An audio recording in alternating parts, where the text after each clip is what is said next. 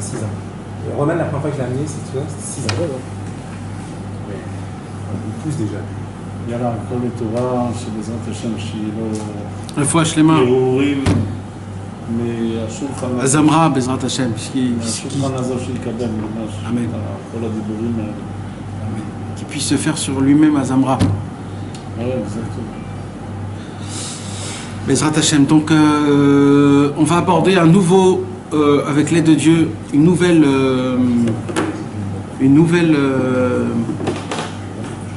C'est toujours le même enseignement, la Torah 4, mais on va passer à un autre stade complètement. Un autre monde complètement. Jusqu'à maintenant, on a parlé de la notion du bien et du mal, du vidouille devant le tzaddik. On a parlé de ramener la royauté à Kadosh Baruch Hu en s'annulant à Hachem. On a parlé de comment on va vivre dans le futur. Il y aura une union entre le nom de Yud Kevavke et le nom de Elohim. Et grâce à ça, tout va être... on va voir une nouvelle perception, une nouvelle dimension. Et on a appris aussi qu'est-ce que fait un péché, comment ça se grave sur les os et ça nous met des mauvaises choses. Et jusqu'à maintenant, donc, on a parlé de ces choses-là. Maintenant, Rabbi Nachman de Breslev va passer un autre cap complètement. Un autre cap. Et Bezrat Hashem, on va parler de choses très très importantes pendant les cours à venir, Bezrat Hashem. Et en plus, ça touche Bekarov, Ouman Rosh Hashanah, Bezrat Hashem, parce que on est proche, ça s'approche. 2 mois, c'est pas beaucoup. Demain. Ouais. Alors, Bezrat Hashem, ça fait partie de qu'est-ce qu'on va faire à Ouman Rosh Hashanah et de chaque voyage en plus. Bezrat Hashem. Et on va apprendre comment on s'attache au tzaddik. Comme il y a des étapes, comment faire teshuva, il y a des étapes, comment s'attacher au tzaddik. Tout simplement. Si on ne fait pas ces étapes-là, on ne s'est pas attaché au tzaddik. Et puisqu'on a parlé énormément que l'essentiel de tout dans le monde aujourd'hui, c'est de s'attacher au tzaddik. Pourquoi s'attacher au tzaddik? Parce que grâce au tzaddik, le tzaddik, il a la possibilité de te diriger envers Hachem Yitbarach, pour Akadosh Baruch Hu, dans le chemin. Et sans le tzaddik, on ne peut pas. On a appris ça où? En Égypte. Quand les béné Israël, ils étaient en Égypte pendant 400 ans, eh ben, ils ne pouvaient pas se sortir eux-mêmes. Ils ont dû attendre Moshe Rabbeinu qui leur sort. Parce que on ne peut pas sortir de notre propre exil si le tzaddik n'est pas. Celui qui croit qu'il peut sortir de sa propre exil, eh ben, il se trompe complètement. Donc, ça commence par quoi? Ça commence par s'attacher au tzaddik. Et comment on s'attache au tzaddik? On va en parler, Bezrat Hashem, dans le Likutei Moharan. Vous savez, pas beaucoup de fois, Rabbeinu nous donne un seder à faire. C'est un petit peu même typique par Rabbeinu de donner un seder. Fais comme ça, fais comme ça, fais comme ça, fais comme ça. Rabbeinu, il te parle en général. C'est bien de faire Hitbo des doutes, c'est bien de toujours être Bessimcha, il faut garder le brit, il faut... il te parle en général, mais c'est pas Rabbeinu de faire des modes d'emploi. C'est chacun sa recherche personnelle. Mais dans ce inyan de l'attachement au tzaddik, là il a mis un mode d'emploi. Quand tu dis attachement au tzaddik, c'est quoi? C'est pour faire le vidouille comme on a dit? Ah non, d'abord stam, l'attachement. D'abord, c'est... La dernière étape, le vidouille. Le vidouille, c'est à la fin. Ouais. C'est d'abord attachement. D'abord, il faut que tu aies un lien avec quelqu'un, tu comprends? C'est ça. Donc l'attachement le plus simple, c'est pas un travail maintenant d'année, c'est un truc que tu dois faire A, B et C, c'est tout. Au moment où tu fais le A, B, C, alors tu as fait ton commencement, on va dire. Après le reste, ça viendra, mais au moins les premiers pas, tu les as fait. Et c'est très important de savoir ces choses-là. On va parler de ça, Bezrat Hashem, et... C'est le chemin pour arriver jusqu'au... Bétar, mais c'est le commencement de tout. Avant ça, on peut rien faire. C'est un commencement de tout. Rabbi Nathan, dans l'Écoute à la Rote, il dit même que ça, il faut le faire tous les jours. Tous les jours, il y a un petit... il faut faire une nuance de ce qu'on va apprendre. Tous les jours. Pour que tu aies ce inyan d'attachement au tzaddik. Tellement c'est important. D'accord? Mais avant ça, ce soir, avec l'aide de Dieu, j'espère qu'on pourra toucher ce point ce soir en entier. Pourquoi il faut s'attacher au tzaddik? Pourquoi? Alors là, je vais pas donner des preuves. Je ne suis pas là du tout, d'accord? Je ne suis pas dans ce inyan-là de donner des preuves. Pourquoi? je vais parler sérieusement pour quelqu'un qui se sent vraiment malade et qu'il a besoin de tzaddik. Là, Rabbeinu, mes amis, va nous faire montrer, il est en train de sortir ses couteaux et il les aiguise comme ça devant nous pour nous faire montrer quel docteur il est, Rabbeinu. Mamash. Ce soir, ce qu'on va étudier, on va apprendre pourquoi c'est tellement, pas nécessaire, mais obligatoire, pas obligatoire, crucial de s'attacher au tzaddik. Bezrat Hashem. C'est ce qu'on va étudier dans l'Ikutei Moharan Torah Dalet, Seif Chet. Alors, Shalom Aleichem. Alors, qu'est-ce qui se passe? Ce soir, Bezrat Hashem, on va commencer par étudier une petite Gemara. D'accord?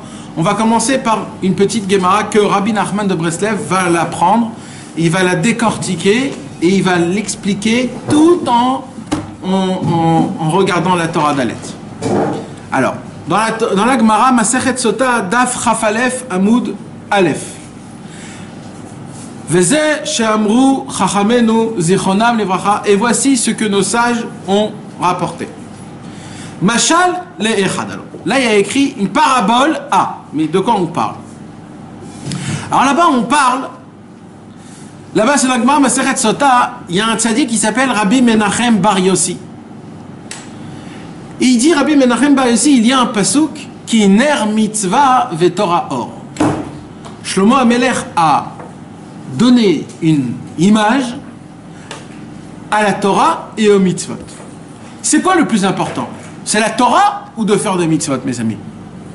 C'est quoi le plus important? De faire des Mitzvot. Alors, c'est la question que la Gemara a posée.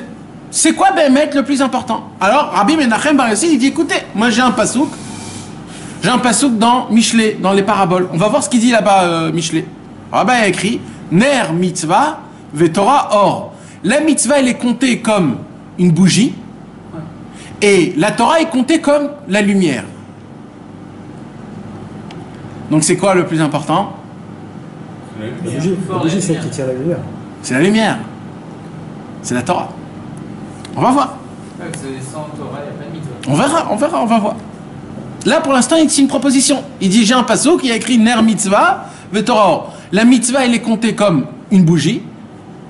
Et la bougie, s'il n'y a pas de lumière, il n'y a pas de lumière. C'est juste une bougie. Par contre, la Torah, elle est comptée comme de la lumière. Alors, tous les matins dans la prière. de quoi, qui se dit? Les Torah, quelqu'un. Talmud Torah keneged kulam. On parle pas de Talmud Torah, on parle de la Non, c'est de ça qu'on parle, c'est la même chose. Là, on parle pour quelqu'un, tu comprends? Le Inyan, c'est dire, c'est quoi, comment, c'est l'étude de la Torah en elle-même. C'est quoi le plus important? C'est de ça qu'on parle. Quoi? La Torah Ikar et la Maaseh. La Midrash Ikar et la Maaseh. Il y a ça aussi. L'essentiel, c'est l'action. Ça aussi, c'est une parole. Donc, il y a partout des mots, on ne sait pas. Par contre, il y a écrit sur la Torah, c'est ce qu'on dit. Tu fais pas des actions si tu n'as pas la Torah. On va dire, il a été au courant, il a été mis au courant, d'accord? Aujourd'hui, il y a beaucoup, on sait beaucoup de choses, mais l'Avdaf, quand on a ouvert des livres, on a étudié. On sait que ça c'est bien, ça c'est bien, ça c'est bien. Une lumière, quelqu'un lui a donné un enseignement, on lui a donné une Torah. Ouais. Alors Là, on parle d'un match de l'étude, on parle de quelqu'un qui il se pose la question, il se dit, je voudrais faire du bien, où je peux aller? Alors là, Rabbi Menachem Bar Yossi, il rapporte aussi des autres psukim. Sur ces psukim-là, c'est ce qu'on dit quand on termine quand on fait un siyum. Quand on fait un siyum, on dit Beitalchecha tancheotra, Beshorvecha tishmor alecha, Vekitzota itesichecha. La Torah, elle va être avec toi quand tu vas t'endormir, quand tu vas te réveiller, quand tu manges, quand tu vas mourir et quand tu vas te relever après ta mort. Ça, on ne dit pas ça sur les mitzvot. Les mitzvot, ça monte en haut dans le ciel, ça reste dans le Olam Haba. Et c'est là-bas où tu reçois ta... Là d'après ce qu'il dit dans le Passouk, c'est que la Torah, elle est avec toi quand tu tombes pas, quand tu vas t'allonger, quand tu t'allonges pas, et ainsi de suite, et ainsi de suite, et ainsi de suite, et ainsi de suite. Ça veut dire ça va très loin. Bon, c'est encore une proposition. Alors la Gemara, elle dit, j'ai une parabole. Et c'est là où Rabbeinu, il rapporte la parabole du Likutei Moharan. Rabbeinu, il va direct à la parabole. Mashal le'echad, la Gemara, elle dit, ça ressemble à quoi? À un homme. Shaya me'alech baderech. Cet homme-là, il traçait son chemin. Beishon Laila, mais c'était en plein milieu de la nuit. Ve'afela, c'était pas juste la nuit, c'était une nuit qui était brumeuse, qui était remplie de brume. De brume, on dit? Ou mitiare minakotsi, maintenant il marchait dans un chemin où il y avait plein d'épines, plein de ponces, des onces. Ou mitiare minakotsim ou minapratim, et il avait peur aussi des trous. Ou mechayara, et il entendait des loups, il entendait des trucs, il se disait, oh là là, qu'est-ce qui se passe? Ou milistim, et il se dit, va savoir s'il n'y a pas aussi des voleurs. Et cet homme-là, il était complètement paumé la nuit dans un endroit où il y avait des épines, des onces, où il y avait des trous, où il y avait des bêtes féroces et des voleurs. Dans le brouillard. La nuit. Imagine-toi. D'accord? Alors la Gemara, elle continue. D'accord? Elle continue. La Gemara, elle continue, elle dit... Attends 2 secondes. Qui va... Alors là, qu'est-ce qui s'est passé? Nizdamna lo avukash, alors d'un coup, il a découvert comment faire, comment allumer du feu. Il s'est arrangé, il a fait un feu, tchic-tchac. Alors, la Gemara, elle dit, ça lui a avancé quoi le feu? La lumière. Oui, ça lui a avancé quoi dans ses problèmes? De voir si c'est vrai tout ce qu'il pense. Comment maintenir le feu? Non, là, ce qu'il a enlevé les trous, la brume et les onces. Au moins ça, il les a enlevés. Mais qu'est-ce qui reste? Il reste les bêtes féroces, les voleurs, et en plein milieu, le chemin, quoi. Et la brume. D'accord, mes amis? Et encore, il ne savait pas dans quel chemin il allait. Au moment où le ciel, le soleil, il s'est levé, Nitzal, alors là, c'est là où il a été sauvé de tout. Et de la brume, et des voleurs, et des bêtes féroces, et de ça. On a compris la Gemara, elle vient, elle dit, un homme qui marche dans un chemin qui est noir avec de la brume, etc., c'est de quoi qu'on parle? On parle d'un juif que malheureusement, bon, il est dans un mauvais endroit, il fait des péchés. Maintenant, il a peur des onces, il a peur des trous. C'est quoi ça? Non, ça c'est des avérotes. Il a peur des avérotes. Il a peur de mal faire les choses, tu comprends? Il a peur de... Bon, c'est une peur. Après, il y a un deuxième niveau de peur. C'est quoi le deuxième niveau de peur? C'est les bêtes féroces. C'est quoi les bêtes féroces? C'est des gens qui vont te faire pécher. Parce que des fois, tu as des gens qui peuvent te faire pécher. C'est des amis, des fois. Donc ça fait encore plus peur. Après, il avait peur des voleurs. C'est qui ces voleurs? C'est des gens qui sont pas réchaïm. C'est des gens qui sont, soi-disant, des bonnes personnes. Mais en fait, cette bonne personne, il t'influence dans le mauvais chemin. Ça aussi, ça existe. Et ça, c'est un peu plus dur de s'éloigner de ce type de personne. Et en plus de tout ça, de la brume. C'est quoi la brume? C'est que dans le néant total, il ne sait pas, bichlal, si son chemin, il est bien ou pas bien. Alors, la Torah, elle dit, la Gemara, elle raconte, d'un coup, il a trouvé de la lumière. C'est quoi la lumière? C'est les mitzvot. Grâce aux mitzvot, il a été quoi? Il a été sauvé des onces, des ronces et des trous. Ça veut dire quoi? Des péchés et de tout ce qui peut lui mettre en point d'interrogation en se disant si je suis dans le bon chemin ou pas. Mais de toutes les fréquentations et de tout le chemin, ça, il n'est pas sauvé. Il a dû attendre quoi? La Torah, qui est le soleil, le jour qui se lève, pour vraiment lui ouvrir tout le chemin. Donc la Gemara, elle dit en fin de compte, c'est quoi le plus important? C'est la Torah, c'est pas les mitzvot. Parce que, ok, les mitzvot, c'est important, bevadaï. Mais la Torah, elle a une force qui est beaucoup plus grande. C'est là où Rashi, qu'est-ce qu'il dit Rashi? Rashi dit une mitzvah, elle peut être éteinte, une mitzvah. Comment? Non. Une mitzvah, elle peut être éteinte par une avéra, tout simplement. Mais une Torah, elle ne peut pas être éteinte. Ouais. Parce que puisque c'est une bougie, la mitzvah, comme ça, Shlomo HaMelech a dit, donc tu peux l'éteindre, la bougie. C'est une bougie. Comment? Une avéra. Une mitzvah, une avéra éteint une mitzvah. C'est comme ça. C'est comme ça. Maintenant, la Torah, c'est la lumière en elle-même. La lumière, tu ne peux pas l'enlever. La lumière, c'est une lumière. Donc une lumière, tu peux pas. C'est comme ça, ça reste. C'est ta lutte dans la poche. Voilà. Donc dans tous les côtés, la Torah, elle est plus forte que les mitzvot. D'accord? Comme tu as dit, Talmud Torah, Keneged Kulam.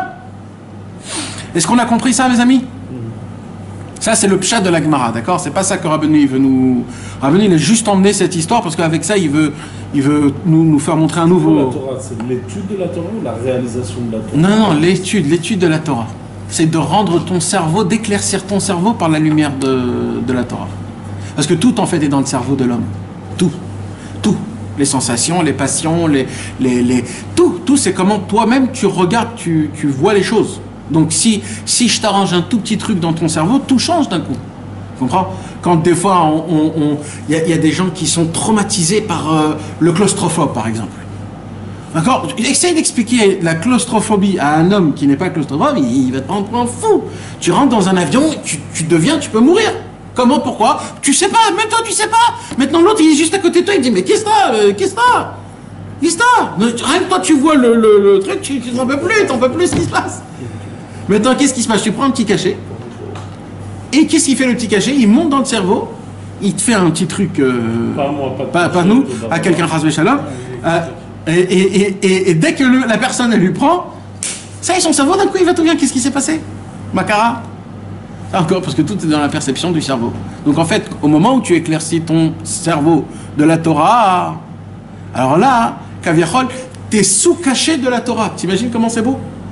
C'est-à-dire, tu as appris les cachets que la Torah, elle te donne, et là, tu as les convictions, comment regarder les choses, comment percevoir les choses. C'est pour ça que c'est important, la Torah. Et donc, c'est quoi le contraire entre un cachet, par exemple, un cachet de la Torah? Alors maintenant, quand Chasvé Shalom... En réalité, ça cache quelque chose, quelqu'un qui a de la claustrophobie et tout ça. Oui, bien sûr que ça cache quelque chose. Mais vadaï, je sais pas, mais mettre... Un mot qui est inventé. Nahon. C'est quelque part, je sais pas te dire, mais vadaï qui a une racine derrière que la Torah elle explique. Il y a une faute. Vadaï. Ça c'est certain. Alors maintenant, écoutez bien mes amis, ce soir ce qu'on va apprendre, pour les gens qui étudient un petit peu les Sifrei Rabbeinu, ça va être une grande porte pour vous. Celui qui va écouter ce cours ce soir. Parce que ce soir, on va étudier des choses que Rabbeinu il répète encore. Et tout le monde, ils font pas très attention à ce qu'il y a écrit parce qu'en vérité, c'est pas très important.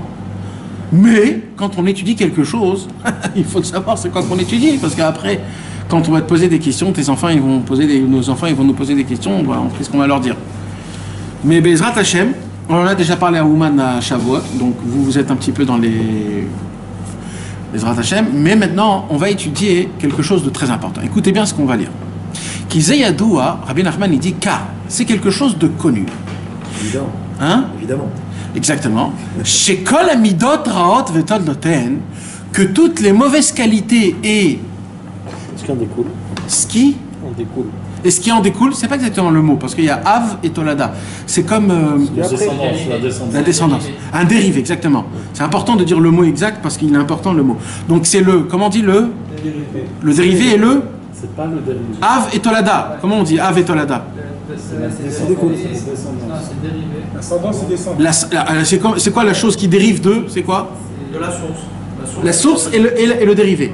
Donc il y a, vous savez, comme dans le Shabbat, il y a 49 Avot, Melachot, il y a 49 travaux, et sur chaque 39, et sur chaque travaux, il y a l'origine et le dérivé, d'accord? Là, Rabbeinu va nous donner mamash, hein, c'est un vrai docteur ce que Rabbeinu va nous faire, mais c'est de la doctorat, on va parler de la médecine, mais des qualités. C'est-à-dire on va parler de la médecine de qualité mamash, c'est-à-dire quoi? Des défauts et des qualités. En vérité, il n'y a pas beaucoup de défauts ou de qualités. Il n'y en a pas beaucoup. Tout se résume sur 4 choses. 4, c'est tout, 4. Et sur 4 choses, tous les dérivés après, c'est ce qui sort. Que un, il est comme ça, un, il est comme ça, un, il est groncheux, un, il voit tout négatif, un, il est très positif, un, il rigole toujours, un, il est pas... Tout ça. Un, il a de la haine, un, il est toujours jaloux, un, il est toujours en colère, un, il est très chaud, un, il est très froid, un, il est paresseux, un, il est très... Tout ça, en fait, ce sont des qualités ou des défauts, ça dépend comment nous on les vit, Et là, Rabbeinu, il va nous donner la racine de comment ça commence, c'est quoi les dérivés, et comment les t'appelles, comment s'en occuper. C'est vraiment un exploit ce que Rabbeinu il va nous faire là. Mamash. Alors il dit comme ça, Kizayadoua, c'est connu, chez Kol Amidot Rod que toutes les mauvaises qualités et les dérivés de ces mauvaises qualités, Nimshachim Merba Yesodot, ils viennent d'où? Des 4 fondements, des 4 Yesodot. C'est quoi les 4 Yesodot? C'est Esh, Ruach, Maïm, Afar, d'accord? C'est-à-dire, il y a le feu, l'eau, l'air et la terre. Viens, d'abord, on ne va pas rentrer dans ça, d'abord on va lire et après on va expliquer, d'accord? Mais Arba Marot, des 4 billes. Vous savez ce que c'est les billes? Vous savez, il y a les billes dans le corps humain, d'accord? Kamouva be Mishnat Rasedim, comme c'est écrit dans le livre qui s'appelle Mishnat Rasedim, c'était un grand tzaddik qui s'appelait Rabbi Raphaël Emmanuel Chayriki d'Italie, et il a écrit, c'est pas Stam que Rabbeinu il rapporte ce livre, parce que Rabbeinu il n'a pas l'habitude de rapporter des livres. S'il a rapporté ce livre, c'est que il a écrit un concentré de toute la Kabbalah.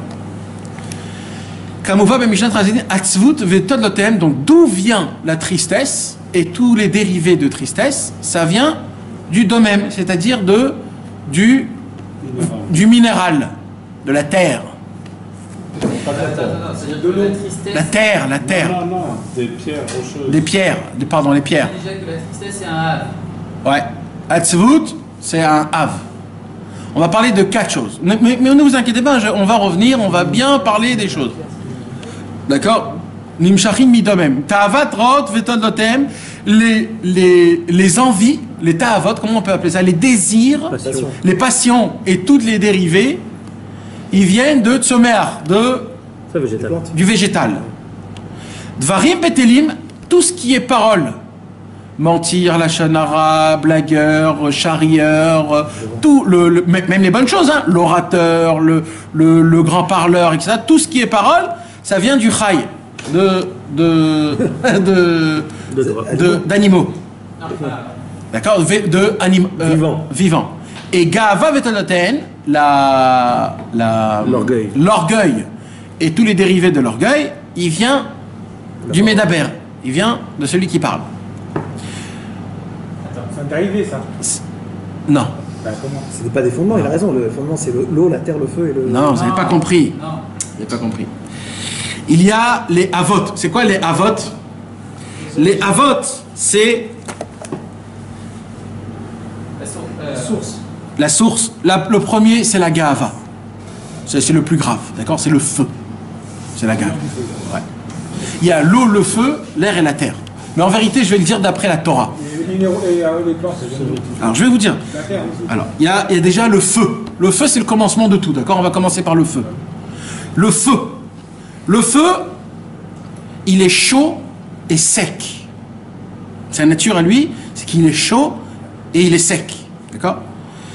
Et lui, il vient par les 4 billes de la bile rouge. Il y a 4 billes. Dans le foie. La bile rouge. Et ça vient du niveau de Médaber. C'est quoi Médaber? C'est le 5e élément. C'est le minéral végétal, animal et humain. Donc c'est l'humain.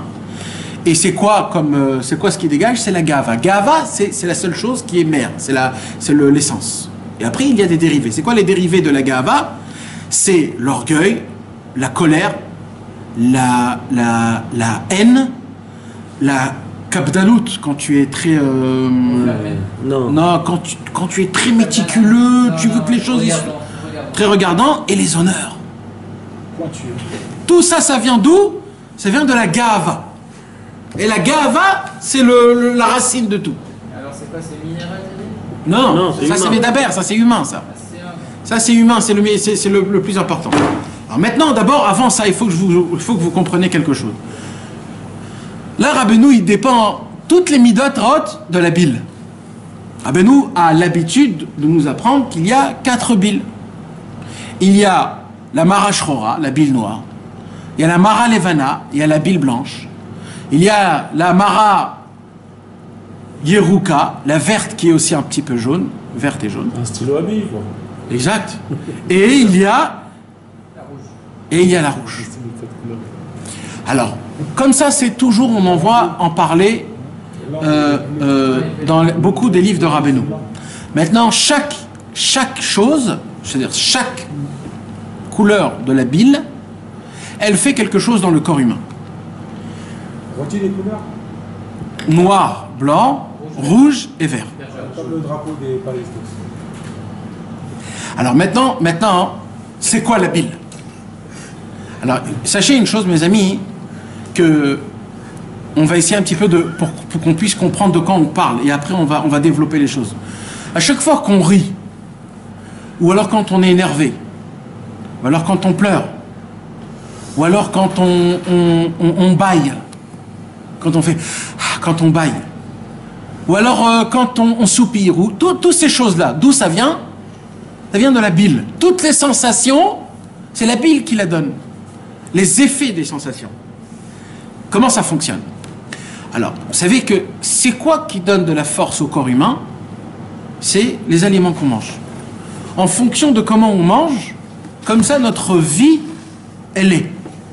Ne croyez pas, mes amis, qu'en mangeant des mauvaises choses, on peut servir Hachem. On ne peut pas servir Hachem, que tu le veuilles ou pas. Que tu sois Moshe Rabbeinu, si tu as mangé un bon steak 300 grammes bien saignant, tu ne peux pas après servir Hachem. Impossible. Hein? Même glatte, même tout ce que tu veux. Parce qu'il faut savoir, il faut savoir comment manger. Manger sainement, zainement, bien, en mâchant, en ayant des bonnes pensées, en étant détendu. Tout comme il faut. Tout comme il faut. Maintenant, pourquoi? Parce que toute notre hayout, toute notre vitalité, elle vient d'où? Que des aliments. Mes amis, quand on mange du sucre, c'est certain 1 milliard de pourcents, ou alors quand on mange des autres choses à part du sucre, mais ça nous fait du mal et ça nous dans des problèmes. Je parle pas du corps, je parle maintenant du service divin. Pourquoi? Parce que de ce manger-là, ça monte dans le cerveau. Après, ça nous travaille notre cerveau. Après, ça va dans le cœur. Après, ça va dans le sang. Maintenant, Rabbeinu, il nous apprend que le sang, il nous fait faire des choses dans le corps. Le cerveau, c'est lui qui nous fait faire penser, regarder, réfléchir. Donc, quand tu manges des bêtises, tu deviens une bêtise. Oui, mes amis, c'est comme ça. Donc, que tu le veuilles ou pas, ton avodat Hashem, c'est pas que à la synagogue. C'est aussi au resto. C'est là-bas le vrai service, c'est le vrai avodat Hashem. C'est ta femme, de dire à ta femme comment manger, bien, pas bien, zainement, gras, pas gras, avec beaucoup d'huile, pas avec beaucoup d'huile, sel, pas sel, noir, pas noir. Tout ça, c'est des choses... Alors, non, mais Dafka, écoute bien. J'ai fait du cru, là. Alors maintenant, regardez, écoutez bien, mes amis, comment ça fonctionne. Et c'est Torah, ça vient... Oui, mais mis à part ça, moi je parle pas encore de ça, moi je te parle encore dans la racine des choses. Maintenant, pourquoi je vais arriver à là? Le manger, on le mâche, Akadosh Baruch Hu, il fait que quand on le mâche, il y a 32 dents. Et en mâchant, on crée de la salive.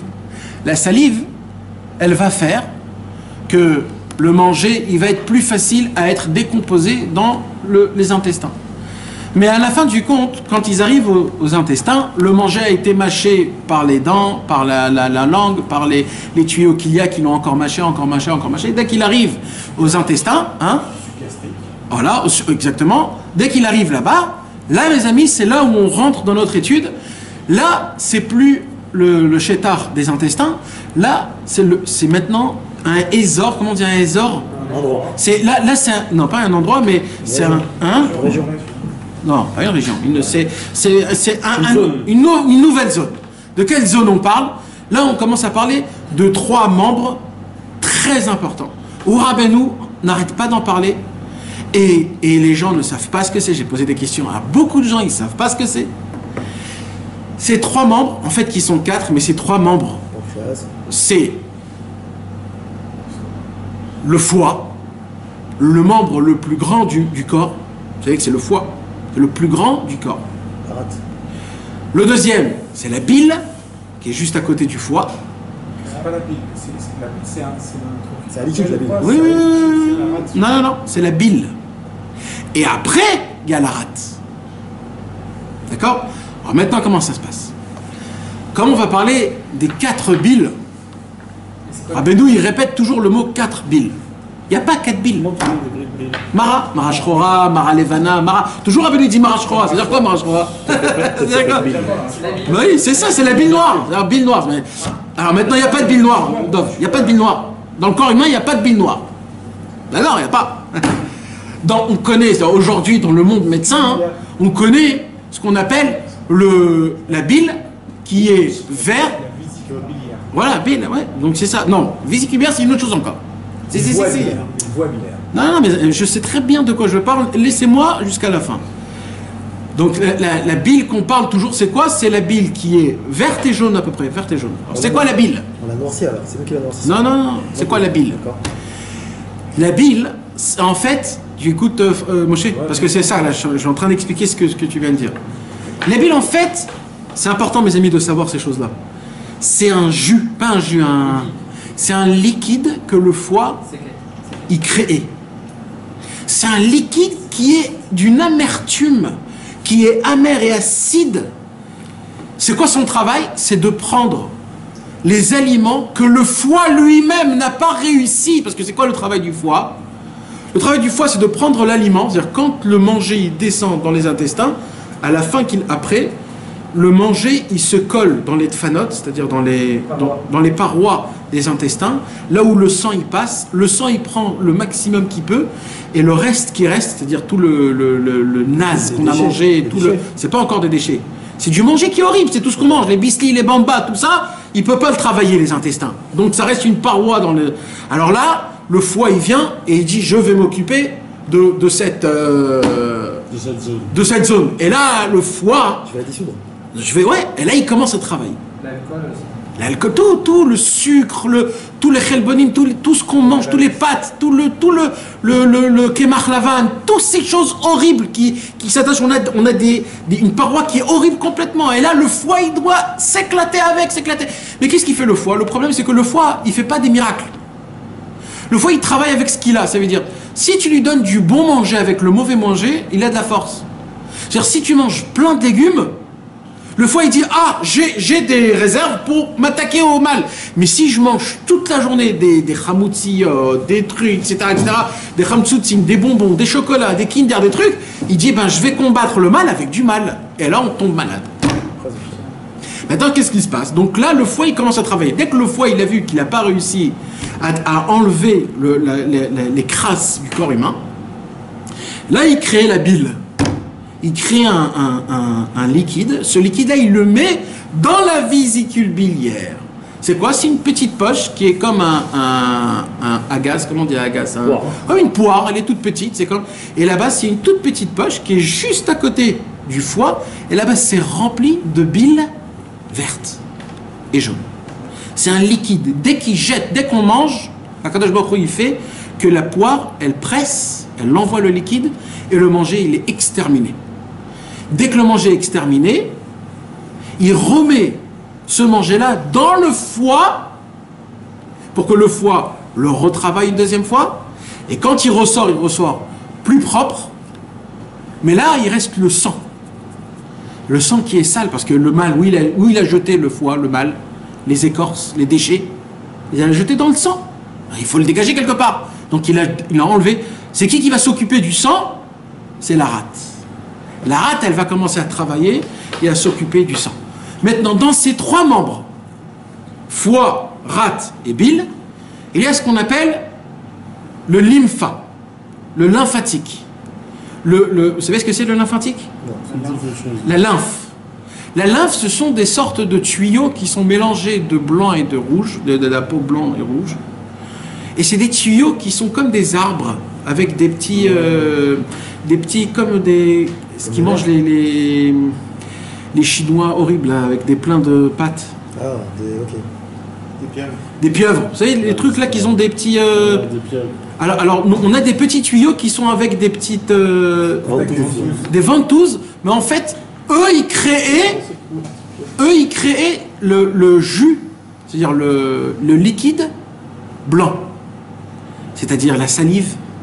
C'est tout ce qui est liquide transparent.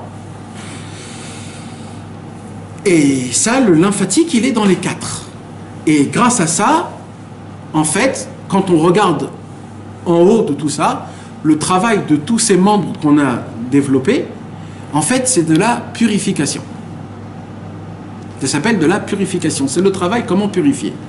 C'est horrible de manger ça ce que je vous ai expliqué, mes amis, tout ce que je vous ai expliqué, c'est Rabbi Shimon Bar Yochai qui l'explique il y a 2000 ans dans le Tikkun Hazor, dans le numéro 69, page 107, Hamoud Bet. Là-bas, il dit un chidouche encore plus fort. Il dit Vayichbad libo et paro. Il a écrit que à chaque fois que Moshe Rabbeinu il est allé voir Pharaon, qu'est-ce qu'il faisait Hachem? Il endurcissait le cœur de Pharaon. Il dit Rabbi Shimon Bar Yochai Vayichbad, c'est du mot kaved. Vayichbad libo. C'est-à-dire qu'est-ce qu'il faisait? Il endurcissait le cœur de Pharaon. Comment? En ne pas faire que le foie il fonctionne. Parce que le foie, son travail, c'est de purifier le sang. Il l'aide. Le foie, en fait, c'est l'élève du cœur. Le cœur, c'est le rave. Et le foie, c'est l'élève. Tout ce qui fait le foie, c'est pour que le cœur, il ne se fatigue pas plus. Quand le foie, il arrête de travailler, le cœur, il peut éclater. Et c'est ce qui se passe, Ras Shalom, quand les gens ils sont malades du foie, le cœur, il n'en peut plus, il éclate parce que le foie, il ne travaille plus. Alors, qu'est-ce qui se passe? Alors, qu'est-ce qu'il a fait? En fait, Pharaon, qu'est-ce qu'il a dit? En fait, il dit le Tikkun Hazor. Il a dit, je vais prendre toutes les tavot du Ham Israël, du Kaved, qui sont dans le foie, pour que leur cœur, il éclate, et je vais gagner la guerre. Comme ça, il dit le Tikkun Hazor. Alors, qu'est-ce qu'il a fait, Pharaon? Alors, le pasuk, il dit, Vayemareru et Rayem, Be'avoda kasha, bechomer ou belvenim, basade ou bechol avodatam. Vous vous rappelez ce pasuk? Vayemareru et Rayem, il a rendu la vie amère, Be'avoda kasha, avec un travail dur, bechomer ou belvenim, avec du ciment et de l'argile, basade dans les champs, ou bechol avodatam, et dans toutes sortes de travail. Il dit le Tikkun Hazor. Vayemareru et Rayem, dans le Vayemareru, il y a le mot Mara. C'est du mot Mara. La première chose qu'il a enlevé, c'est la Mara. Après, Avoda Kasha Bechomer ou Bilvenim. Avoda Kasha, l'Evenim, c'est la vanne. C'est le lymphatique, le lymphe. Bassadé, c'est Edom, c'est le Kaved, c'est le foie. Ou Bechol Avodatam, c'est la rate. Hein? C'est le rouge aussi. Bassadé, c'est le rouge. Pourquoi? Parce que c'est Edom, c'est Esav. Et Esav, c'est le foie, c'est le feu, c'est le. Et donc on voit que le travail de Pharaon, c'était de faire tomber le peuple juif dans les 4 billes, dans les 4 ta'avot, dans les 4 mauvaises midot, catégories qui sont mauvaises. Alors maintenant, qu'est-ce qui se passe? En vérité, les 4 billes, Rabbeinu, ils appellent les 4 billes, mais en fait, c'est pas 4 billes. Un, c'est le kaved, c'est le foie. Le foie, dans le foie, il y a, mes amis, le sang. C'est là où un homme, il s'énerve. Il est chaud, il grandit, il est en colère. Il est très... Ça se peut être aussi dans l'autre côté, dans l'inflammation. Quand il est... Rabbeinu, il dit, quand un homme, il a un foie qui est pur, comment? En essayant de manger zainement.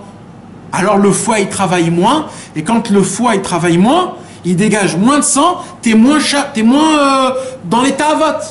Quand tu manges dans une super grande ta'ava, le kaved, le foie, il dit, je vais beaucoup travailler, et là, il jette beaucoup de sang, et là, t'es super...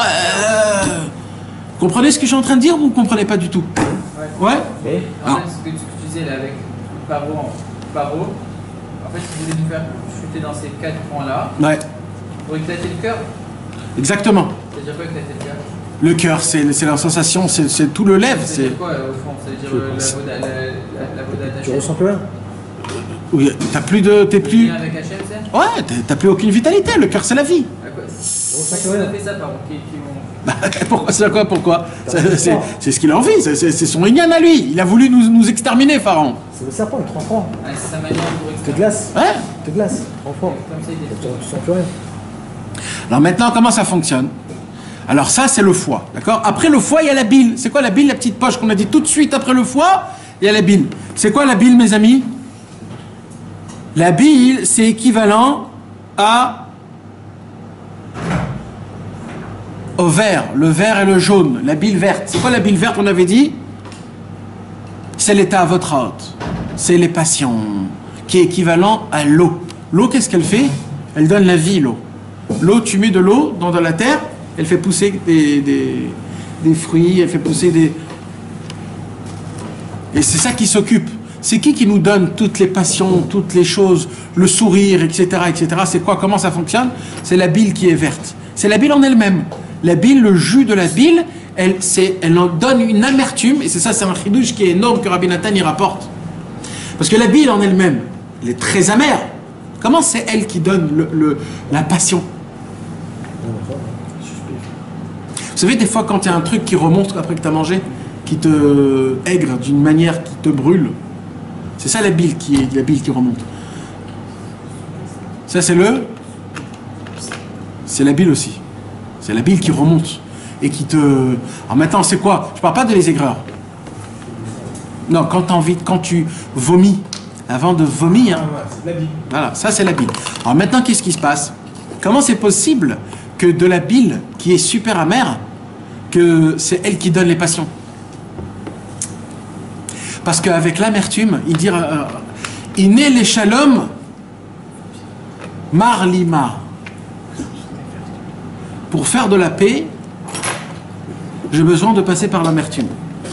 Un jour, Rabbeinu, il a dit à quelqu'un, pour pas que tu souffres beaucoup, sache souffrir un petit peu. Si tu sais pas souffrir un petit peu, tu souffriras beaucoup. Des fois, l'amertume, vous savez, quand on veut radoucir quelque chose, des fois, il faut mettre du sel pour le radoucir. Vous voyez de quoi je parle? Des fois, quand on veut radoucir quelque chose, on doit mettre du sel. Comment on combat l'amertume? Avec l'amertume, pareil. Un vaccin. Un vaccin. Ça s'appelle Brit Melacholam.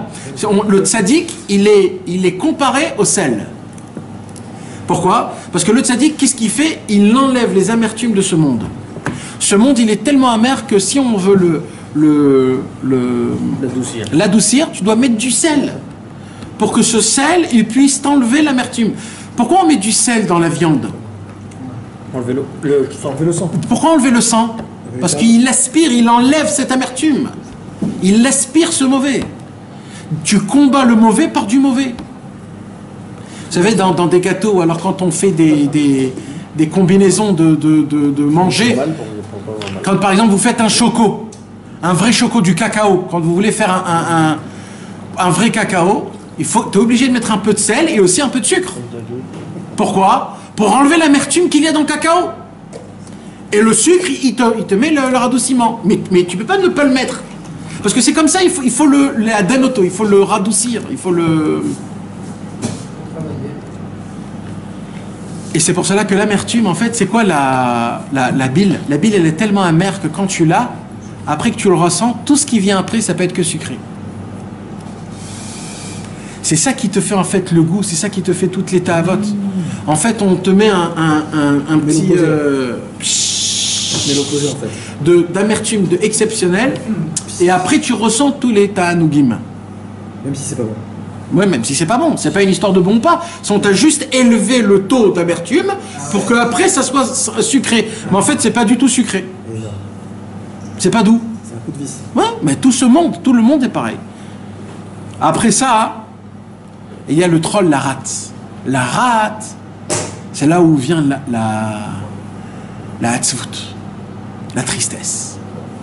La tristesse. Le troll, c'est du sang qui est tellement horrible qu'il est tout noir. Il est tout noir, il est rempli de mauvaises choses. Il est tout noir. Pourquoi? Parce que le travail du troll, c'est de travailler le sang qui est pas bon du tout. La rate, pas la rate, on a dit le troll, la rate. Et donc son travail à lui, c'est ça. Et qu'est-ce qu'il fait donc le troll? Son sang, il est noir. Quand il dégage le troll beaucoup, c'est là où, Chas Shalom, on peut être en la hatzvut, c'est-à-dire la tristesse, et le dérivé de la tristesse, c'est la flemme, c'est comme le parterre, sec. Il est là, il n'a pas de vitalité, il est très bas, il est très... C'est ça, on ne sait pas à quoi ça sert la rate. Les médecins ne savent pas à quoi ça sert. Et ça, mes amis, c'est l'inverse. Parce que dans la rate, il y a aussi le sourire, le rigole. La simcha aussi, elle est là-bas. Elle est là-bas, dans le même endroit. Il faut juste savoir comment s'arranger avec. Maintenant, la racine de toutes ces choses-là, mes amis, ça vient du ciel. Ces quatre choses-là. Parce que dans le monde en entier, Akadosh Baruch Hu, il a créé le monde d'une manière qui est faite par rapport aux quatre lettres de son nom. Yud, Ke, Vav, Ke. C'est pour ça qu'il a créé, par rapport au Yud Kevavke, il a créé les 4 éléments les plus importants. C'est l'eau, le feu, l'air et la terre. Et d'où ça vient l'eau, le feu, l'air et la terre? Ça vient de l'espace, des étoiles qui sont entre la Lune et la Terre. Il y a 4 cycles. Ces 4 cycles, ils donnent une influence dans cette terre de l'eau, du feu, de l'air et de la terre. Et c'est comme ça que nous-mêmes on est influencés. Et dans tout ce qu'il y a dans le monde, dans le bois, dans la lumière, dans l'eau, dans tout ce qu'il y a un mélange de l'eau, du feu, de l'air et de la terre. Chaque être humain, il a l'eau, le feu, l'air et la terre. Quand un homme il tombe malade, c'est quand ces 4 éléments ne sont pas équilibrés. Quand il y a un déséquilibre, quand le feu il est trop fort, alors c'est là où le corps humain d'un coup il a 42 fièvres, il sent pas bien, etc., etc. C'est le feu qui rend plus. Des fois c'est la terre. Quand quelqu'un il a plus envie de manger, il a plus envie de rien de faire, il est dans son lit, il est comme ça. Il y a des gens qui sont l'inverse. Chas v'shalom. En fait c'est quoi? C'est un dosage qui est mal fait. À cause de quoi? Des aliments. La racine de tout, c'est toujours les aliments. Toujours les aliments. Même la simcha, elle est dans les aliments. Même la tristesse, ça dépend des aliments, comment tu manges. C'est-à-dire si le mec est déprimé, il mange mieux, et ça va aller. Non, si quelqu'un est déprimé, il mange pas. Il mange pas quelqu'un qui est déprimé. Si on lui apprend à bien manger, il guérit. Ouais, exactement. Exactement. Ouais. Avec l'astrologie, il y a un rapport aussi. Bien sûr que ça, bien sûr. C'est ce que je viens de dire. C'est que il y a 4 mondes entre la Lune et ce monde, qui est dans ces étoiles-là, 4 cycles, que ces cycles, ils ont une influence sur la Terre, car la Terre, elle est faite de l'eau, le feu, l'air et la terre. Et on est tous mélangés de l'eau, le feu, l'air et la terre, et de là est la racine de notre comportement, de nos propres traits de caractère. Tout est en fonction de notre bile. Et c'est quoi la bile? C'est ce qui est dans le foie, la bile rouge. Ce qui est la bile blanche, c'est lymphatique, le lymphe. La bile noire, c'est la rate. Et la bile verte, c'est la bile en elle-même. Ok? Alors ça veut dire qu'un bonhomme, tu lui enlèves la vésicule ou la rate, il y a forcément un déséquilibre, ou même si on dit... Qu'on veut ou pas, il y a toujours un déséquilibre. Si on dit médicalement que ça sert à rien. Ouais, il y a un déséquilibre énorme. D'après Rabbeinu, il y a un déséquilibre. Hein? C'est physique complètement ce qu'on parle. Dans le fonctionnement. Non. Comment ça marche? Non, même dans le physique. Rabbeinu, il te parle dans le physique mamage. Le fonctionnement physique, il influence Bevadaï, la personne est Bevadaï. Quand un homme, il est chaud, c'est qu'il a dégagé du sang, du foie, mamage, réellement, physiquement, à cause d'un aliment qu'il a mangé. Dans la Torah, il y a écrit, il ne faut pas manger lourd le soir. De la viande rouge, des œufs, du choum, comment on dit? Du lait. Non, mais pas le lait d'aujourd'hui. Pas le lait d'aujourd'hui. Le lait d'à l'époque, parce que le lait d'à l'époque, il était véritable. Aujourd'hui, c'est que de l'eau. Mais le lait d'à l'époque, c'est Ça donne une mauvaise pensée. des grandes, par exemple des camemberts où il y a beaucoup de matières grasses. Le soir, c'est pas bien du tout. Pourquoi? Ça chauffe le corps humain. Le foie, il dégage beaucoup de sang et tu es très chaud. Et la chaleur va créer dans la rate beaucoup de sang qui va te créer le niouf, la passion sexuelle. Et tu sais pas pourquoi, à minuit, t'es chaud. Bah oui, parce que t'as mangé à 8 heures quelque chose de très lourd. Je ferai un camembert. Mais mes amis, vous croyez que c'est simple? C'est aussi simple que ça, mes amis, c'est aussi simple. Il y avait des chassidés Breslev qui disaient, c'est pas pour rien qu'Arbenou nous a demandé de se lever Hatzot, parce que tu peux pas te lever Hatzot quand tu manges un super bon plat le soir. Il faut manger, le soir, il faut que ça soit très light, très zen, très bari. Des choses qui sont pures, L'après-midi, tu peux manger. Il y a écrit comme ça. Le matin, mange comme un riche. L'après-midi, mange comme un ouvrier. Et le soir, mange comme un pauvre. Le matin, mange comme un riche. Un riche, il se permet tout. Donc le matin, tu peux tout ce que tu veux. Chacun, c'est sa nature. Moi, je mange comme ça, je leur dirais. D'accord, parce que c'est une autre nature. Je mange pas pour pas dormir. C'est bizarre. L'après-midi, mange comme un ouvrier. C'est quoi un ouvrier? Il se prépare son manger. C'est-à-dire, c'est pas un... Il se prépare son manger. C'est un manger qui, ouais. Une gamelle. Une gamelle. Et le soir, tu manges comme un pauvre. C'est quoi un pauvre? Il se contente un peu de pain, un peu d'olive, un peu de... Pourquoi? Parce que c'est pas bien, il faut pas te remettre. Parce qu'après, imagine-toi que le corps, pendant la nuit, toi tu vas dormir. Normalement, quand tu dors, tu ramènes ta neshama à Hachem, tu dois te reposer, ton corps il doit se reposer. Mais là, quand tu manges bien équilibré le soir, tu fais ton inverse. Ton corps il travaille 2 fois plus. Donc au lieu de te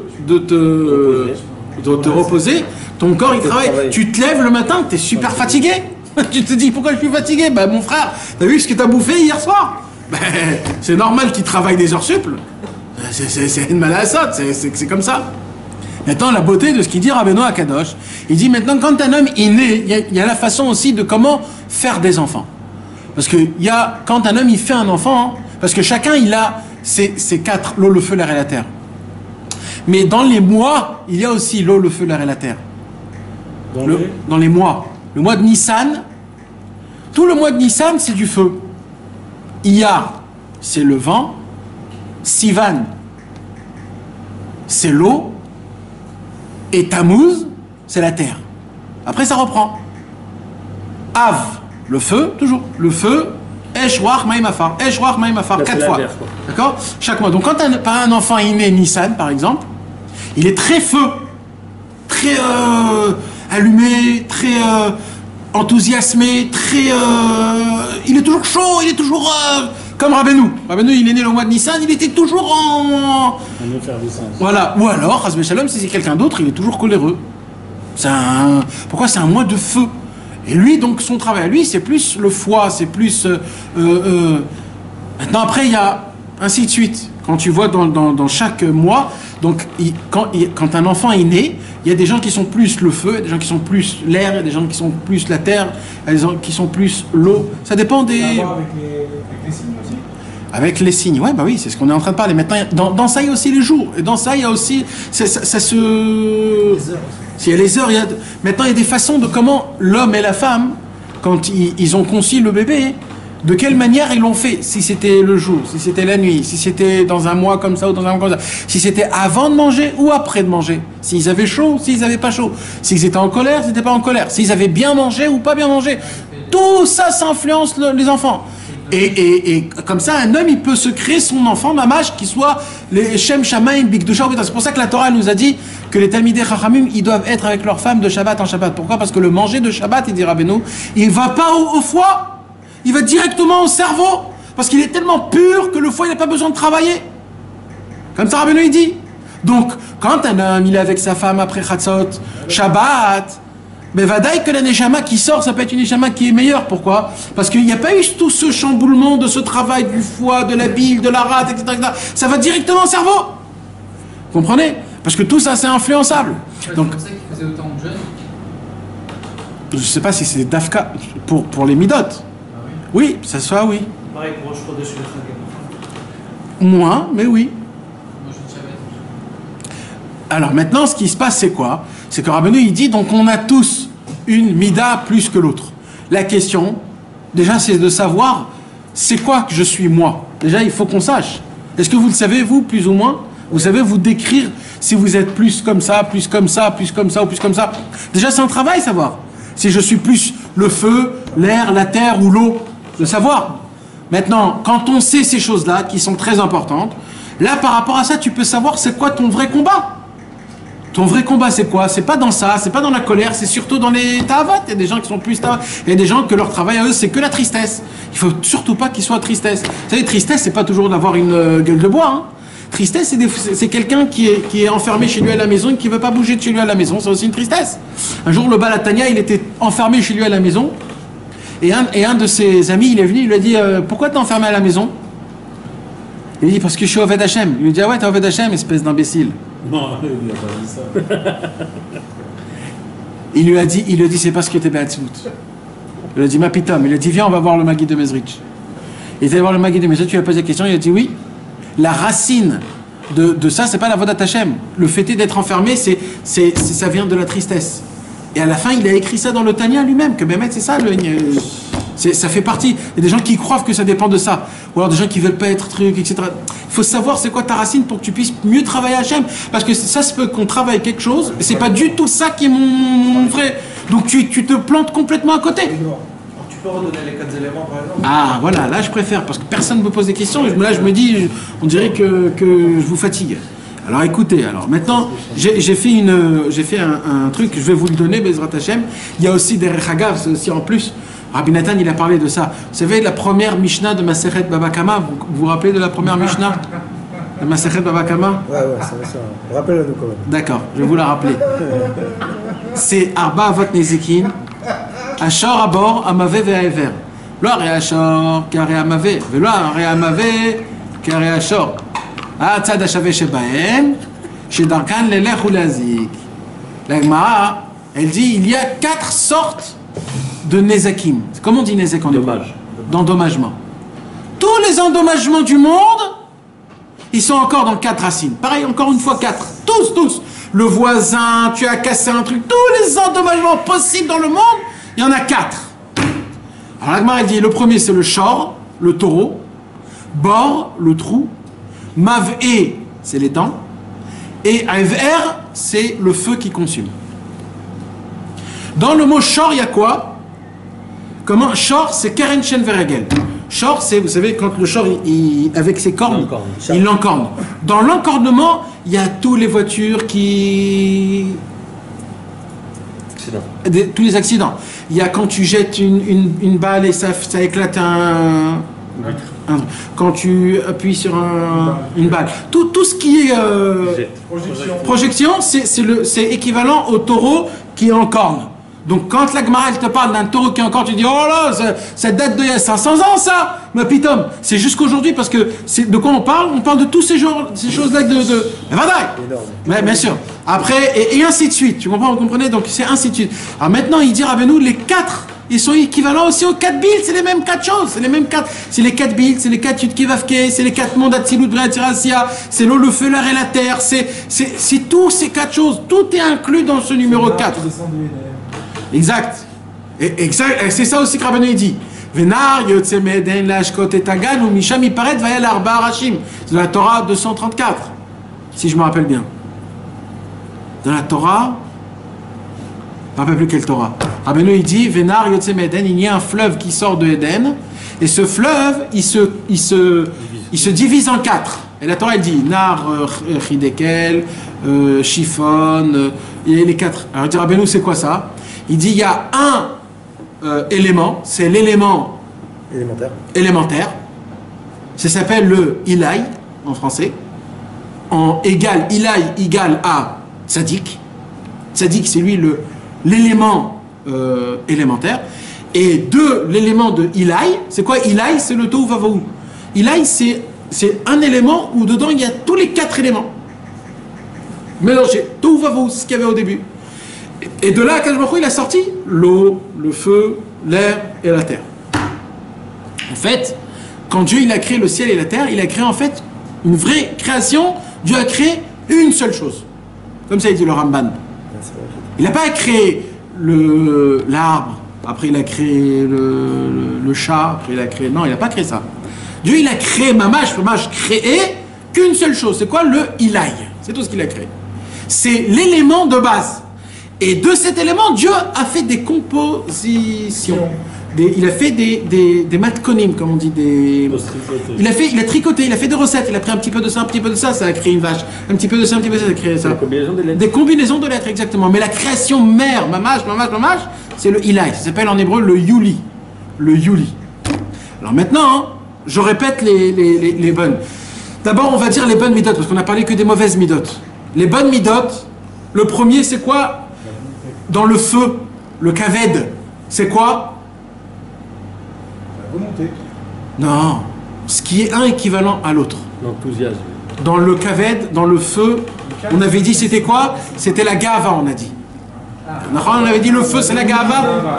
Donc, shiflout. Donc, c'est la anava, l'humilité, la modestie. Après, deuxième, c'était quoi? C'était le vent, c'est la bile, c'est le lymphatique, la blanche, c'est les paroles en l'air, tout ce qui est parole, le mensonge, le lachonara. Alors, on parle de... Non, le silence. Ouais, C'est beau, hein? Le silence. Après, il y a la bile verte. Ça vient de la bile elle-même. C'est tout l'état à votre haute, c'est l'eau, c'est toutes les mauvaises midotes. C'est quoi donc? C'est la prichoute. C'est quoi prichoute? Séparation. Non, parouche. C'est un homme qui Il n'y a se... plus de relation. Ouais, prichoute, c'est un homme qui se Détache. il se détache. C'est pas. Il se sépare. Il se sépare. Il arrête complètement. Dans son coin. C'est-à-dire quoi, prichoute? Ça veut dire, nous aujourd'hui, on... C'est une qualité, ça. Ouais. Très grande qualité. Très, très grande qualité. Détaché. De se détacher complètement. On doit arriver à ça, dans le but, on doit arriver à ça, à ressembler à des anges, de plus avoir aucun lien avec ce monde. C'est quoi le problème dans ce monde-ci? Quand on meurt, ça va nous faire très mal. Pourquoi? Parce qu'on est habitué du Coca Zéro, du café le matin, de la cigarette entre midi et 3h, et du steak, et de la ganaouya, et de la mlochia, et de la pkeila le Shabbat soir, et de la... Alors quand tu vas mourir, quand on va mourir, on va tous avoir envie encore, parce que les envies, ils ne meurent pas les envies. Une envie, ça ne meurt pas, une envie. Une envie, c'est toujours en nous. Alors on va toujours vouloir envie de la pkeila, de la gnaouya, de la mlouchia, et de tout. On va vouloir ça. Et là, ça va être très dur.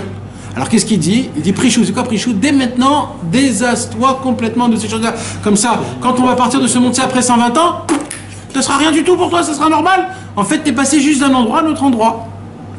C'est ça, parce que c'est quoi qui va nous faire mal quand on va mourir? C'est toutes nos habitudes qu'on a été habitués. Les manques. Exactement, c'est des manques. C'est ça qui va nous faire donc la prichoute. Et à la fin, c'est quoi? On a dit, c'est quoi la terre, le dernier niveau? La rate, c'est quoi? C'est la tristesse. Donc c'est quoi l'inverse de la tristesse? La joie. Donc on a la modestie, le silence, la prichoute, comment on dit? Le détachement et la joie. Ça, c'est les quatre. C'est quoi l'eau? L'eau, Détachement. l'eau, non, Si. l'eau c'est le détachement. Ouais, l'eau c'est le détachement. Tu peux redonner les mois aussi? Les moins? Les mois. Ça veut dire C'est par c'est quatre par Alors, quatre. les moins, c'est 4, 4, 4. D'accord? Ah, Donc, la gava. alors, si tu veux, ça commence par Nissan. Nissan, c'est Esh. Nissan. Alors, écrit Nissan. Gava. Il écrit Nissan, Iyar, Sivan, Tammuz. Esh, Ruach, Maïm, Afar. Et après, tu répètes, et tu répètes, et tu répètes. Et comme ça, en fonction de ça, tu peux savoir plus ou moins. Hier, c'est quoi? Hein? Nissan, Iyar, Sivan, Tammuz. Esh, Ruach, Maïm, Afar. Le feu, le vent, l'eau et la terre. D'accord? Et c'est comme ça que ça se répète 4 x 4, 16. La rate, la zvout et la simcha. Voilà, donc maintenant, et c'est ça les 4 billes. À chaque fois qu'il y a écrit 4 billes, juste pour que vous sachiez, mes amis, il n'y a pas 4 billes, mais c'est le même. 4 billes, c'est les 4 jus, les 4 liquides que les mêmes membres, que le travail de ces membres-là, c'est de purifier le corps humain. C'est pour ça que Rabbeinu les appelle les billes, les 4 billes. Mais en fait, et plusieurs fois, Rabbeinu il dit Kaved Koes. C'est qui s'énerve? C'est le foie qui s'énerve. Plein de fois, Rabbeinu il dit Kaved Koes. C'est le Kaved qui s'énerve. Et des fois, il dit le troll, Isha Zona troll. Une femme qui est prostituée, c'est la rate. C'est ça parce qu'on n'a pas mangé bien. La racine, alors c'est sûr que ça endommage. Mais quand un homme, c'est ça la fin de tout ce qu'il dit Rabbeinu à la fin du compte. C'est quand tu manges bien, tout le reste, il a des possibilités de se combattre. Même si après on t'a énervé, tu t'énerves, alors vite tu vas te remettre dans le bon chemin. Parce que tu as mangé zainement. Tu comprends? Mais, et il dit, le Tikkunézor, quelque chose de très grave. Il dit par contre, quand tu manges pas bien, et que le foie, il combat avec le poison lui-même, alors le foie, il se venge.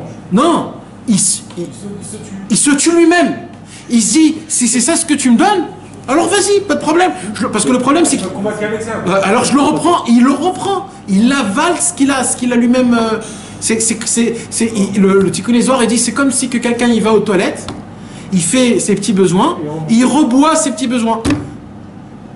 C'est ce qui fait le foie. Qu'est-ce qui fait le foie? Il combat avec du caca.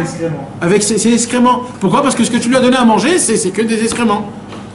Et c'est ça qu'il dit. Donc il dit quand un homme, par exemple, il mange sainement, il mange bien, il mange bigdoucha, betara, c'est pour ça qu'on doit se laver les mains, c'est pour ça qu'on doit faire la cachérisation pour la viande, c'est pour ça qu'avant de faire le pain, on fait la troumotte, maasrot, après on fait tous les tris, tous les travaux, le manger, on fait la trouma, les fruits, les légumes, etc. Tout ça, c'est des comment ça s'appelle, des birourim. C'est quoi des birourim? C'est des tris pour que ce qu'on mange puisse être juif. Comme par exemple, c'est une histoire qu'il ne faut pas trop apprendre de ça, mais c'est juste pour l'histoire en lui-même. Il y avait un très grand sadique, un grand possèque à Jérusalem qui s'appelait Rabbi Israël Yaakov Fischer. Rabbi Israël Yaakov Fischer, le Rav Fischer, c'était un très très grand possèque qui est niftar il n'y a pas longtemps. Et il était toute la journée au Shtibler de Zichron Moshe. Et il était assis là-bas et il répondait à des questions du monde en entier. Le monde en entier, il venait là-bas, il y avait un stender qui était tout cassé. Et lui, tout le monde en entier, il répondait Et lui, il allumait une fois par jour des cigarettes. C'était le matin. Après, c'était de cigarette en cigarette toute la journée. Jusqu'à minuit, 1h, 2h, 3h du matin. Cigarette par cigarette. Il terminait des paquets et des paquets toute la journée, Il étudiait, il était toute la journée dans le dessus, toute la journée, il avait des centaines de livres dans lui, et il n'arrêtait pas, il était dans un truc. Et à la fin du compte, donc il était très très très malade, et il avait des problèmes dans les poumons. Alors, comme il ne bougeait pas du Shtibler, la mâche, pas Stam, donc ils ont fait emmener un docteur au Shtibler pour qu'il le sculpte, et ils l'ont ausculté, ils ont emmené des machines de respiration, ils ont emmené un hôpital dans le Shtibler de Brie parce que lui il ne bougeait pas. Toute la journée il est là-bas, il ne bouge pas.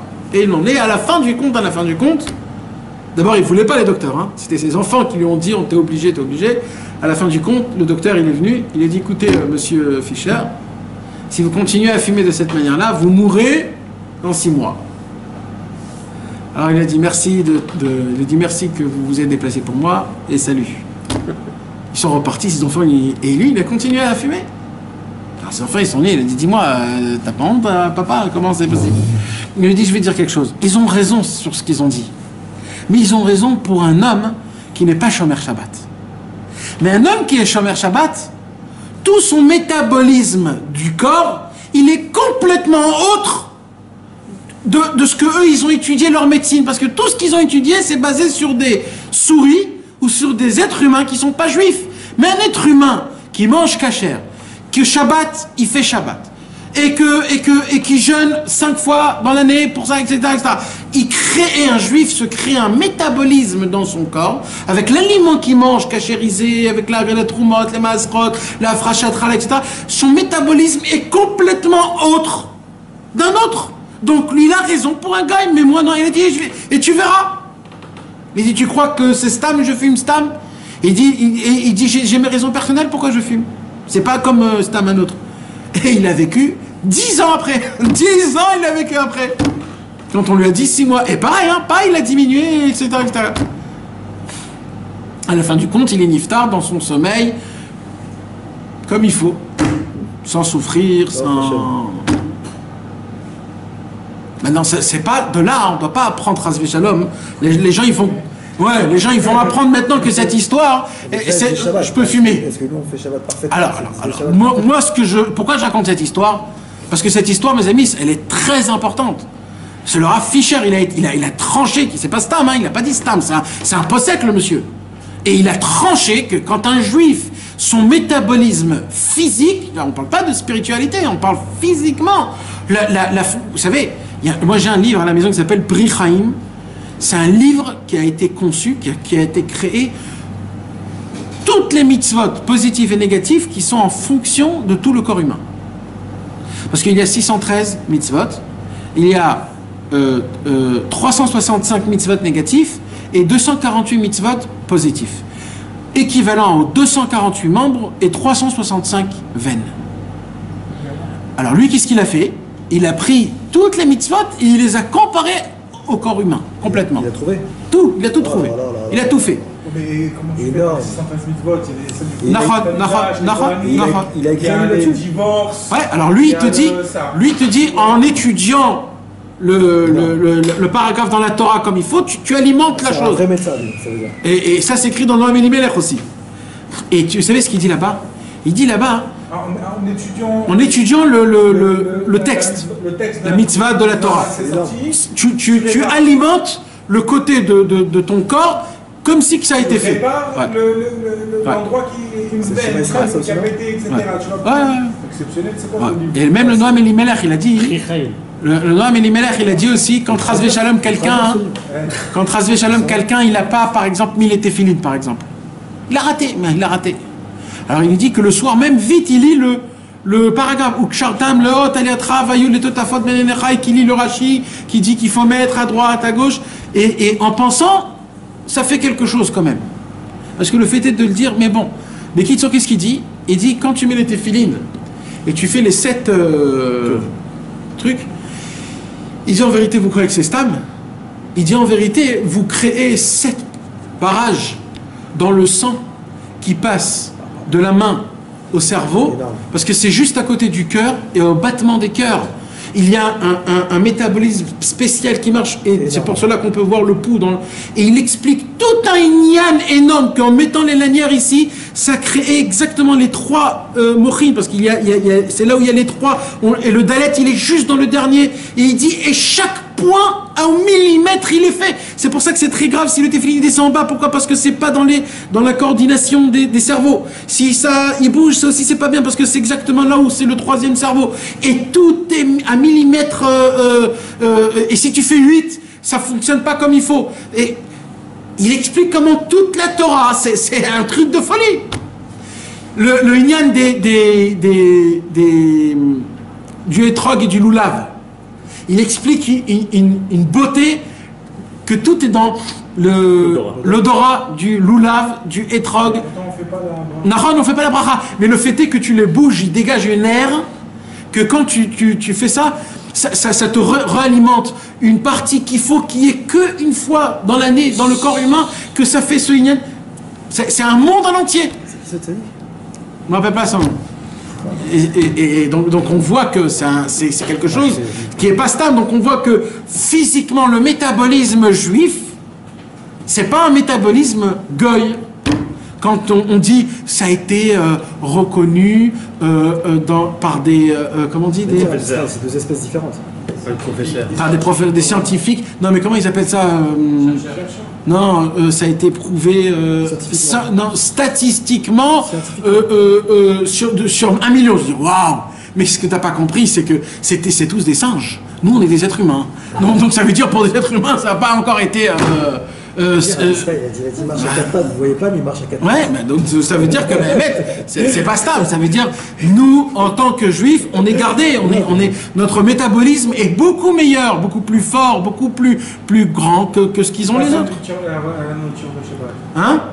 Grâce à la nourriture de Shabbat. La nourriture de Shabbat, qu'on jeûne 4 fois par an, que le manger qu'on mange, on attend 3 ans avant que ça pousse et on mange le 4e. La cachérisation, le sel, laver, reprendre, la shrita, tout ça. Les brachot, le poisson qu'on mange que celui qui a des écailles et des trucs et pas les autres. Tout ça. Tu comprends? Le fait est qu'on s'égare de tous les vers de terre, qu'il faut laver les salades, il faut faire attention pour tout ce truc-là. Pourquoi Hachem il a fait toutes ces choses-là? C'est parce que quand tu manges de cette façon-là, c'est le minimum de zen que tu as besoin. C'est très technique en fait. Oui, bien sûr. C'est pour ça que moi, c'est pas bien toujours ce qu'ils ont fait les Français de refaire les aliments pas cachers en cachère, comme les crevettes. Ouais. C'est sympathique les crevettes. C'est bon. Mais tu t'imagines, tu dis, j'ai mangé une petite crevette, que Dieu nous en préserve. Mais c'est de même dans la parole, c'est grave, ça veut dire, oh, et de refaire le même truc. Mais c'est quoi ton truc à toi? Fais normal, fais ouais. Et ils ont fait plein de trucs comme ça, ou alors d'appeler le jambon le jambon. C'est pas bien, c'est que Dieu nous en préserve. Ça s'appelle, je sais pas comment il faut dire, charcuterie. La charcuterie ou charcuterie. Quel rapport avec la première histoire? On n'est pas encore là. Ça, c'était le commencement. Rabbeinu, après, il va tout expliquer, exactement. Objection, votre honneur. Et dans tout ça, quand il intervient, ça dit que... Alors voilà, alors maintenant, qu'est-ce qui se passe? T'as vu comment c'est compliqué tout ça? C'est compliqué. C'est un arbre avec des branches, et les branches, ils envoient, parce qu'on a dit, il y a les avot et il y a les toladot. D'accord? Il y a comment on a dit? Il y a le mère, il y a l'origine et le dérivé. Mais il y a aussi des dérivés de dérivés. Et dérivés de dérivés de dérivés aussi. Ça se termine pas. Donc tu t'imagines, nous, on est malade d'une manière très très grave. Ça veut dire, c'est enraciné. Comment on fait? C'est là où Rabbeinu, il va dire, Rabbeinu, il va venir, il va nous jeter son full as comme ça. Rabbeinu, il va, son joker comme ça, il va les jeter. il va nous faire montrer qu'il y a 4 travails à faire en se rapprochant du tzaddik, que les 4 travails, il touche les 4 points, les 4 billes, il te remet à saut pour faire un nouvel combat. Et tant que tu fais pas ça, t'es encore malade des 4... C'est les coliseurs. C'est l'attachement au tzaddik. C'est l'attachement au tzaddik, tu t'attaches à la racine. Et tous les trois travaux qui sont 3 en fait 4, mais c'est 3 travaux qu'il faudra faire quand on se rapproche. C'est pour ça que Rabbi Nathan, il a dit, ce qu'on va étudier plus tard, Bezrat Hashem, le cours prochain, Jeudi. que tous les jours, il faut un petit peu faire ces 3 choses-là. Parce que tous les jours, tu combats les... Quand tu t'attaches au tzaddik, en fait, tu remontes à la source. Maintenant, c'est un travail qui prend du temps. C'est un travail qui prend du temps et petit à petit, ça t'enlève encore et encore une crasse, et une couche, et une couche, et une couche. C'est pour ça, mes amis, que c'est important. C'est vraiment, vraiment important. Rabbeinu, il a dévoilé 2 ou 3 torotes sur le foie, rien que sur le foie. Rien que sur le foie. Rabbeinu, il a dévoilé 12 torotes sur le poumon. Rabbeinu, il a dévoilé 3 torotes sur la rate. Rabbeinu, il a dévoilé plein de torotes sur la bile. Les 4 billes, les marash rora, plein de torotes. Sur les poumons, 12 torotes. Mais les poumons, c'est un autre inyan, c'est encore plus haut, d'accord? Mais là, je te parle de ce qu'on a parlé, c'est-à-dire les 3 importants, les plus importants. Le kaved, c'est là où il y a le nefesh. C'est le commencement d'un neshama. Donc imaginez-vous, c'est là où tout commence. La marash rora, c'est le troll, c'est la rate. C'est quoi? C'est la tzvout. Ou bien la joie. Attends, pardon. Ouais, c'est ça. C'est la tzvout. Ça inclut l'angoisse, les compagnies. C'est inclut l'angoisse, ça inclut aussi c'est un péléplaïm, vous savez. Parce qu'il y a aussi Tavotrot, il y a aussi les désirs. Mais tu sais que où on le met les passions sexuelles? Dans l'eau. Un peu partout, je crois. Mais normalement dans l'eau. Mais non. D'après Rabbeinu, tu ne le mets pas. D'après Rabbeinu, les passions sexuelles, tu le mets dans la terre. Dans la tzvout. Pourquoi? Parce que c'est qu'un homme qui est triste qui est dans les passions sexuelles. Un homme qui est bessimra, il n'est pas dans les passions sexuelles. Ah oui, c'est vrai. Exact. Donc les passions, c'est dans le troll, c'est dans la rate. C'est dans la rate. C'est un redouche gadol, ça. Rava Alazman. Ouais. Parce que c'est du liquide. Exactement. C'est la salive. Ouais. Et là, c'est noir. Par contre, c'est tout le ignon, c'est ça. Et ouais, et en plus c'est ouais.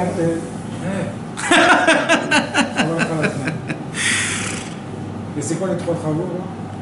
Ah, enfin. Non, on peut pas tout comme ça en une seule fois. Bezrat Hashem, Rabbeinu, il dit qu'il y a 3 travaux à faire. On va 3 travaux. C'est de voir le tzaddik, c'est de donner de la tzedaka au tzaddik et le vidouille devant le tzaddik. Le voir le tzaddik, lui donner de la tzedaka et de faire le vidouille. Quand tu fais les 3 et que tu te portes chez le tzaddik, tout ça c'est chez le tzaddik, alors le tzaddik tu enlèves toi-même de ton côté toutes les 4 origines de toutes les mauvaises qualités possibles. Quand tu es proche du tzaddik, tu as la possibilité physiquement de changer physiquement, de devenir un homme meilleur, zen, posé, propre, droit, comme il faut, noble.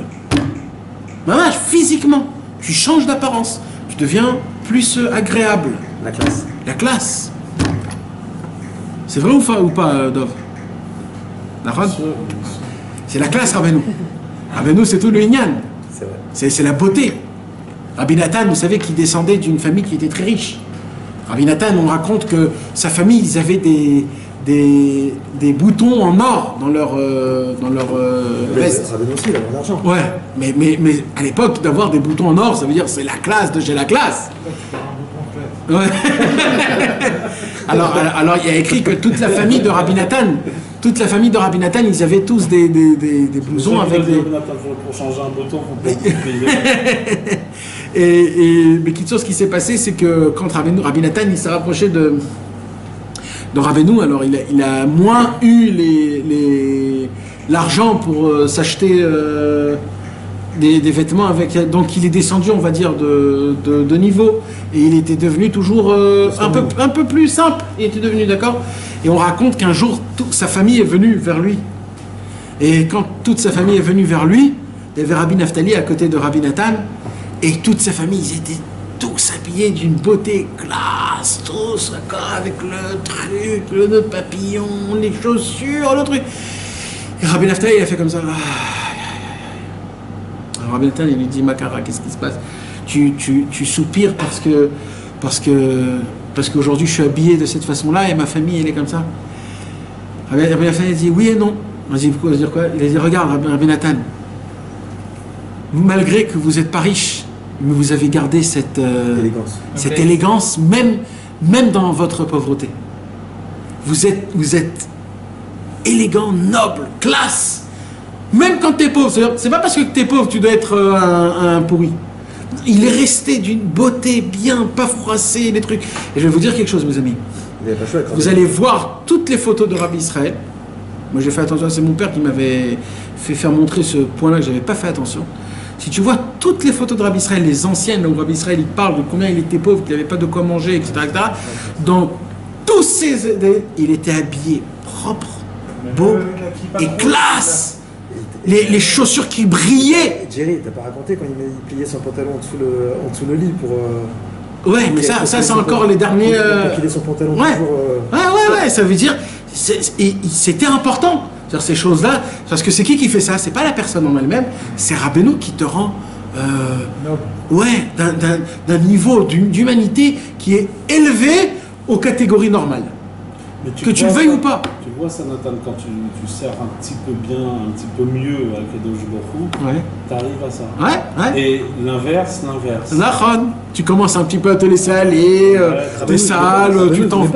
Rabbeinu, il a dit, je suis tellement propre, il dit que même quand je marche sur la boue, le parterre de mes chaussures, même la semelle, même la boue ne s'accole pas à ma semelle. Tellement je suis propre, il a dit Rabbeinu. Il a dit ma propreté, elle est même dans les semelles. Et on dit que Rabbi Nathan, quand il faisait il cirait les chaussures, il cirait même la semelle.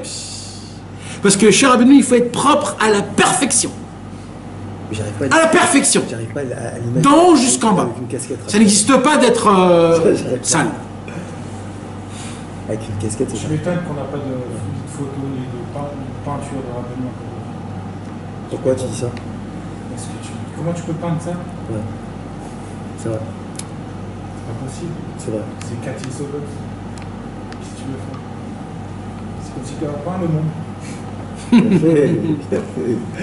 C'est une beauté qui est tellement grande.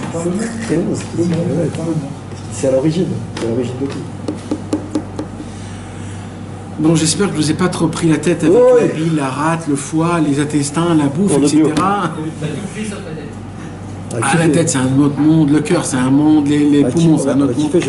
Non mais peut-être mes amis, c'est des choses qui sont importantes à savoir, mamage, c'est-à-dire on voit que tout est dans ces choses-là. Juste un petit truc, au niveau des poumons. Ouais, c'est un autre monde complètement. Pourquoi tu dis que c'est un autre monde? Parce que Rabbeinu il est parti avec ça, non? Non, parce que entre les poumons et les intestins, ici, il y a Chat Parsa Goparis. C'est quoi Chat Parsa Goparis?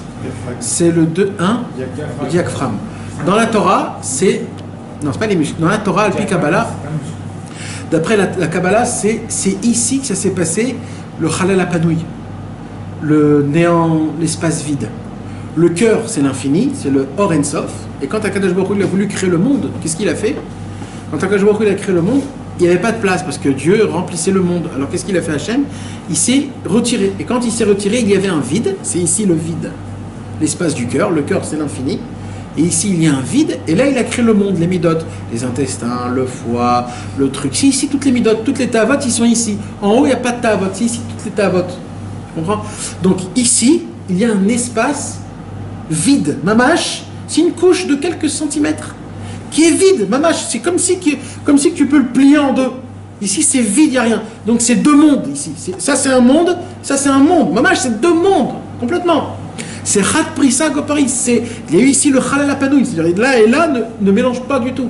Il y a même mettre la ceinture ici. Ouais. C'est-à-dire, c'est fait. Mettre la ceinture pas ici, mettre la ceinture ici. Parce que ici, c'est là où c'est deux choses différentes complètement. Donc, les poumons, c'est un autre monde complètement. Qui est avec le cœur, qui est avec tout son métabolisme. Là, ce qu'on a parlé, c'est les intestins d'en bas.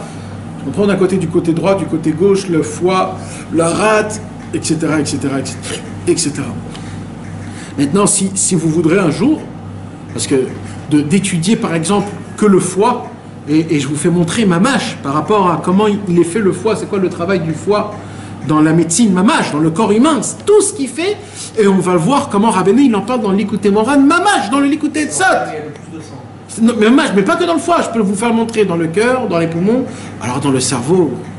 On peut rentrer dans le cerveau et en parler des semaines et des mois sur ce sujet-là de Rabbeinu, sur les Torahs de Rabbeinu, comment il développe mamash, tout. On voit que Rabbeinu c'était un docteur, mais c'était pas un docteur, c'était un professeur, non mais physiquement, là je parle physiquement, il te parle des couches, il te parle des